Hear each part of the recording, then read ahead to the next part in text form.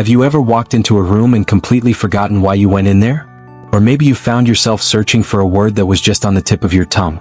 If that sounds familiar, you're not alone. It happens to all of us, more and more it seems as the years go by. But here's the truth. Some of these little senior moments aren't just part of getting older. Sometimes they're signals, little nudges from our brain, that something deeper might be going on. Now, before you worry, let me reassure you, this isn't about sounding the alarm or scaring anyone. It's about shining a light on the silent habits that can quietly chip away at our brain health after 65, without us even realizing it. And the good news is, once we become aware of them, we can make small, manageable changes that truly protect and even strengthen our minds. Today we're going to talk about 4 everyday habits, things we might do without thinking, that can silently affect the brain. These habits can be sneaky, subtle, and they often disguise themselves as no big deal. But over time they can take a real toll on memory, focus, and even our mood. And trust me, once you know what they are, you'll be in a much better place to protect your mental sharpness and enjoy life to the fullest. Let's start with one of the most common, yet most underestimated habits. Something many of us have probably done, especially during retirement: spending too much time alone. Now, don't get me wrong. There's absolutely nothing wrong with enjoying peace and quiet. In fact, a little solitude can be a beautiful thing, time to reflect, to relax, to just breathe. But when being alone turns into chronic isolation, day after day without meaningful conversation or connection, it can quietly start to affect the brain in ways we might not expect. You see, the human brain is wired for connection. It thrives on shared stories, laughter, eye contact, even the simple act of greeting someone by name. And after 65, when many of us retire, our kids have their own lives, and some friends may no longer be nearby, it's easy to slip into long stretches without meaningful interaction. What we don't always see right away is how loneliness impacts the brain. It can increase stress hormones like cortisol, which in turn affects memory and even contributes to shrinkage in parts of the brain responsible for learning and decision-making. Over time, the mind can become foggy, slower, less motivated. And worse, we may start to feel that sense of, what's the point? But here's the thing, it doesn't have to be that way. Staying connected doesn't require big social events or a packed calendar. It can be as simple as calling an old friend once a week, joining a walking group in the neighborhood, volunteering at a local library or animal shelter. Even saying hello to the same person at the park every morning begins to rebuild that invisible thread of connection our brains deeply crave. Some of the strongest, most joyful older adults I've met are the ones who make conversation part of their daily routine. Even if it's just sharing a story with a grandchild or chatting with the cashier at the grocery store. Those little moments, they add up. They spark parts of the brain that stay asleep when we're alone too long. It's like watering a plant. It doesn't take a flood, just a little each day. Now let's talk about something that might surprise you. A habit that feels relaxing, even harmless, but can quietly dull the brain over time. Mindless TV watching. Now, I know, after a long day, what's better than sitting back with a cozy blanket and turning on a favorite show? And of course, a good movie or documentary can be a great way to unwind. But the key word here is mindless. The kind of watching where hours slip by without us really noticing. Where we're not engaged, not thinking, just staring at the screen while our mind quietly drifts. When we do this too often, the brain doesn't get the stimulation it needs to stay sharp. Unlike a puzzle, a book, or a conversation, passive TV watching doesn't challenge memory, reasoning, or focus. It just lets the brain coast, like leaving a car engine running without going anywhere. And the real danger? The more we do it, the more our brains get used to not being engaged. This can lead to slower thinking, trouble concentrating, and even emotional flatness. It doesn't happen overnight, but it's a slow fade and one that's easy to overlook. Now, I'm not saying to cancel your Netflix subscription or toss the remote in the trash. Not at all. But think about balance. Instead of zoning out for hours, try watching a show that makes you think, or better yet, watch with someone and talk about it afterward. That simple act of reflecting, reacting, sharing thoughts, that's what brings the brain back to life. And on some days, consider swapping screen time for a bit of journaling, calling a family member, or even trying out a new recipe. You might be surprised how good it feels to use your mind in fresh ways. And remember, it's not about being perfect, it's about being aware. Making tiny shifts that build a stronger, livelier brain over time. Now that we've touched on the habits of isolation and passive entertainment, let's gently shift toward another quiet behavior that might seem innocent on the surface, but can deeply affect the brain's health and mood. Spending too much time inside without natural light or movement. It's something that happens so easily, especially as we get older. Maybe it's the weather. Maybe it's just more comfortable to stay in. Maybe, after years of running around, you feel like you've earned the right to sit back and relax. And you absolutely have. But when staying indoors becomes the default, day in and day out, it can start to wear on the brain in quiet but powerful ways. Our brains depend on light, real, natural sunlight, to help regulate our mood, our sleep, and even our cognitive clarity. It's not just about getting a tan or enjoying the view. Sunlight helps the body produce vitamin D, which plays a big role in brain function.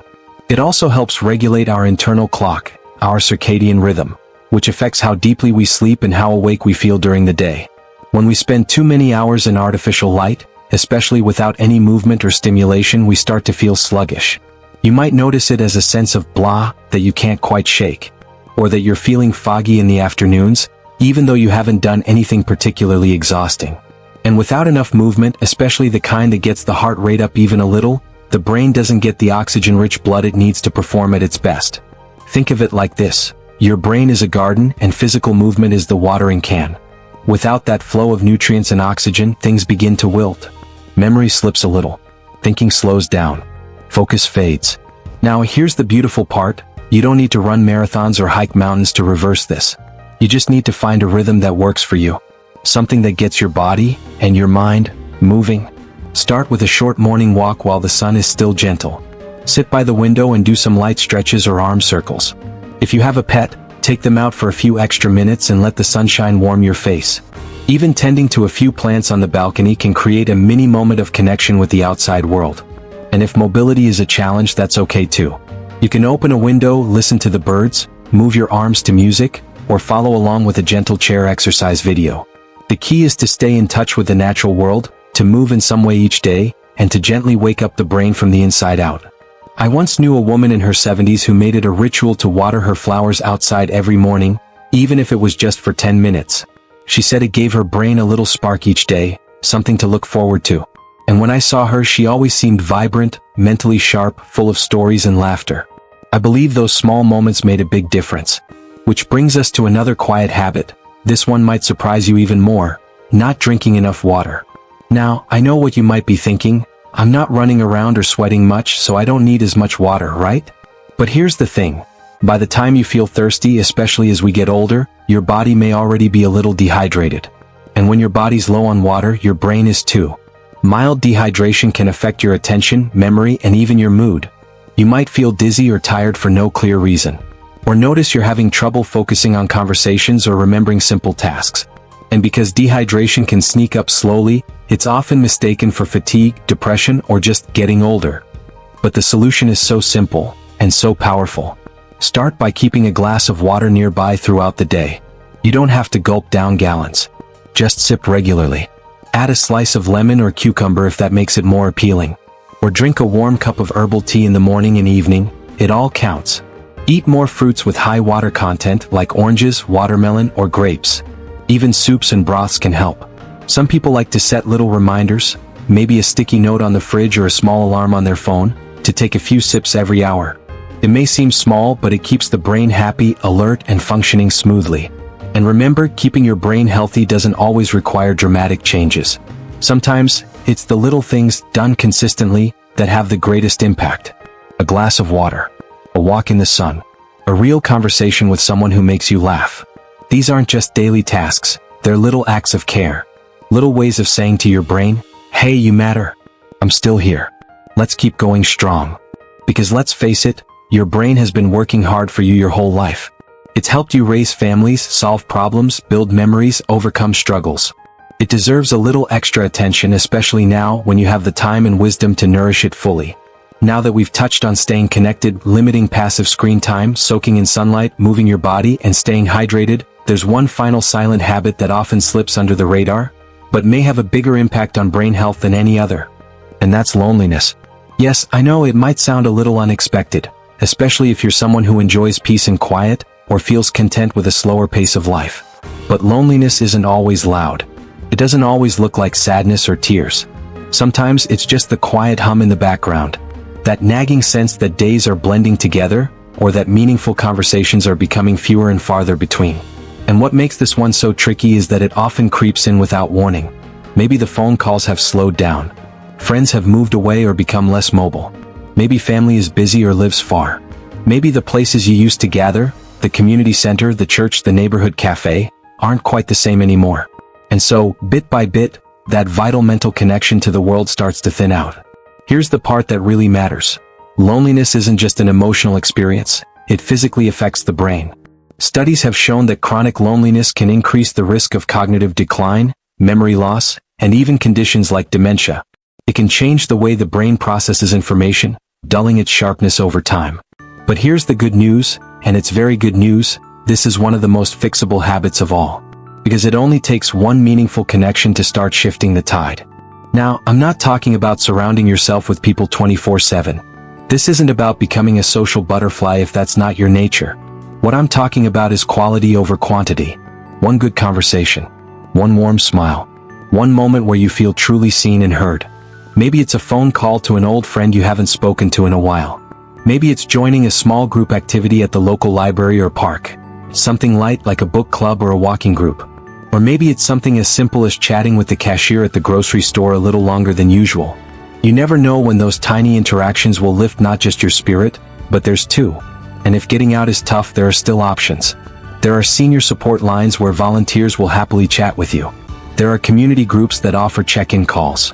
Even writing letters, or joining an online group if you're comfortable with technology, can help bridge that emotional gap. I once heard a story about a man named Thomas in his late 60s, who had been feeling the weight of quiet days after his wife passed. One afternoon, on a whim, he joined a small volunteer group that read books to children at a local library. He said he hadn't felt so alive in years. "I didn't just find new friends," he told me. "I found parts of myself I thought I'd left behind." That's the power of connection. It reawakens something inside. It reminds your brain that it still has value, purpose, and joy to give and receive. And that brings us to something beautiful, something that ties everything together: purpose. Because even if you've retired, even if the house is quiet, even if the days have become a little more predictable, your life still holds deep, rich meaning. Every single day. Having a sense of purpose, however small or personal, gives the brain a reason to stay sharp. Could be as simple as taking care of a pet, nurturing a plant, baking something for your neighbor, or maybe learning something new, like a song on the piano, a language, or even a simple craft. Your purpose doesn't have to impress anyone. It just has to light you up. You see, when we stop giving ourselves reasons to be curious, creative, or connected, the brain begins to dim its lights a little. It thinks, well, I guess we're done. But when you re-engage, when you choose to stay curious, to move, to reach out, to care, that spark returns. Sometimes slowly, sometimes all at once, but it comes back. And if there's one thing I've learned from talking to so many wise, incredible people in their 60s, 70s, 80s, and beyond, it's this. It's never too late to rewrite the story, to shift habits, to breathe life back into the parts of you that might have gone quiet. Your brain isn't done growing, loving, laughing, or learning. Not by a long shot. But it does need you to care for it, to protect it from these sneaky, silent habits that can slowly steal its shine. So today, just take one step. Drink that glass of water. Call that friend. Open that window. Smile at that stranger. Pick up that book. Your brain will thank you in the gentlest, most powerful way, by staying clear, present, and full of possibility. And if this message resonates with you, if something in your heart feels a little lighter right now, I'd love to hear from you. Share your thoughts, your stories, your small daily joys in the comments. Someone else might need to hear them too. And if you found this video helpful, don't forget to give it a like. It lets me know that these conversations matter, and encourages us to keep making more content to support your health and happiness. And of course, if you haven't already, hit that subscribe button. There's so much more to share, and I'd love to have you with us for the journey. Here's to protecting your beautiful mind, cherishing your purpose, and living your most vibrant chapter yet. You deserve it. Now let's dive into something that might hit close to home for many of us: lack of movement. You might be thinking, I get up every now and then. I take a walk. I'm not sitting all day. And that's great. But here's the thing. When we talk about movement, we're talking about more than just a walk to the mailbox or from the couch to the kitchen. We're talking about consistently moving your body in a way that keeps your muscles, bones, and especially your brain engaged. And let me tell you, this one is more important than most people realize. Studies have shown that when we don't move enough, it has a direct impact on brain health. It can reduce the flow of oxygen and nutrients to the brain, which over time can affect memory, mood, and cognitive function. In other words, sitting too much could literally be shrinking your brain. It's not just about the obvious stuff like walking or running.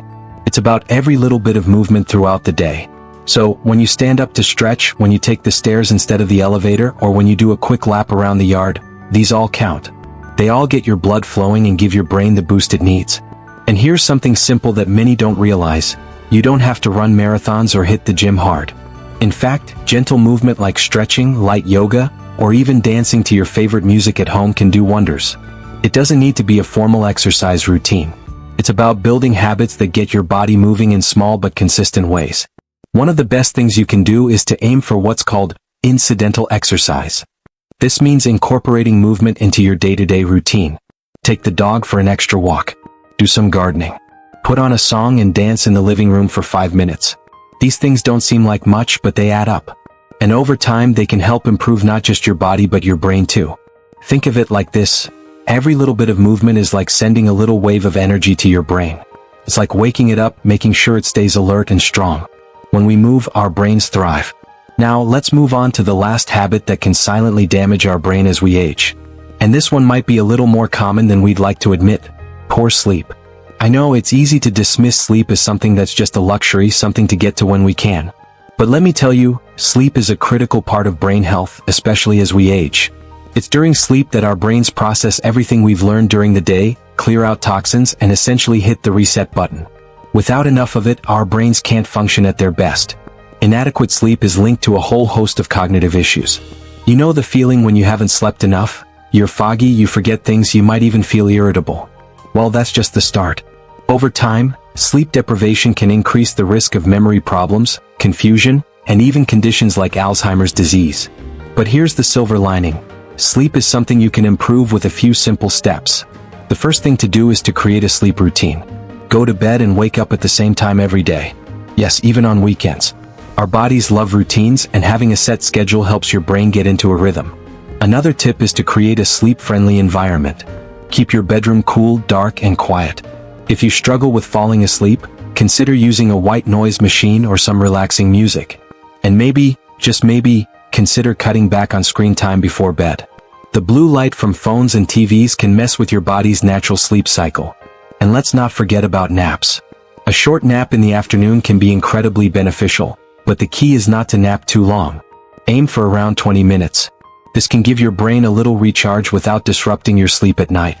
If you're finding it difficult to sleep because of pain, worry, or other distractions, talk to your doctor. There may be underlying issues that are making sleep harder to come by, and there's no shame in seeking help for that. So, when we're looking at habits that harm our brain, sleep is right up there with movement. Both are foundational to keeping your mind sharp as you age. And the beauty of it is that with a little bit of intention and effort, you can absolutely improve the quality of both. Before we wrap things up, let's take a moment to reflect on everything we've covered.